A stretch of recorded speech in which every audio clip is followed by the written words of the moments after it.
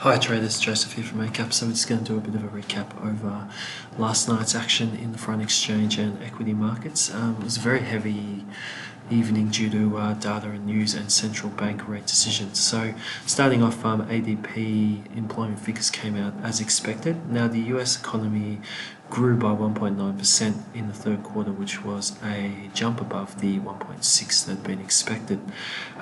We also heard that the China deal is likely to be signed in November, and that's likely, so it's not a guarantee. The Fed did cut rates to 1.75%. It's the third cut in a row, and they now Fed Chair Powell has stated that policy is in a good place and purchases are going to continue in the second quarter next year.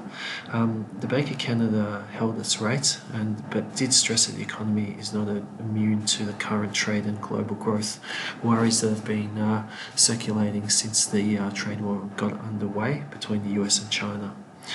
Big thing was the USDCAD. It really rocketed, while risk currencies also saw some really good gains last night. So it was quite interesting to see the dollar CAD spike so heavily on the back of risk markets also jumping higher.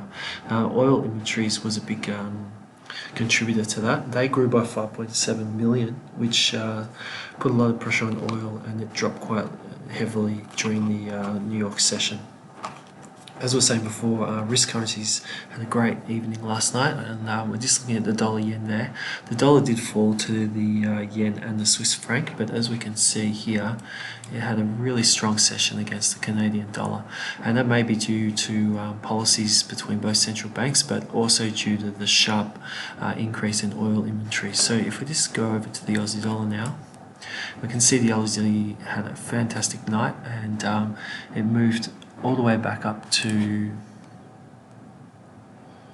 69.01, which is quite a great extension of the current rally we're seeing now, and it moved above that resistance point that was set back in September.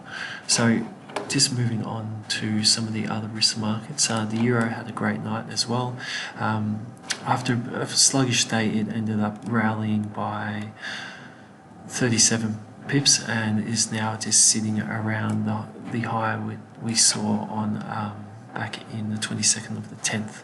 So Brexit and will continue to play a bit of a role in the euro's fortunes, but now it really does look like risk on, and stocks didn't get hit last night after Powell signalled that rate cuts are most likely going to end now.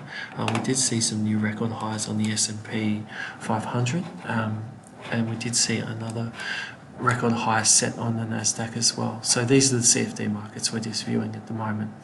So today so far was a little bit mixed session so far on currencies, but that's to be expected after some of the gains we saw last night.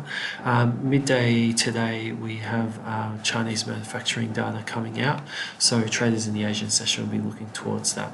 So I hope you have a great trading day, and until the next update video, have a great week. Thank you very much. Bye.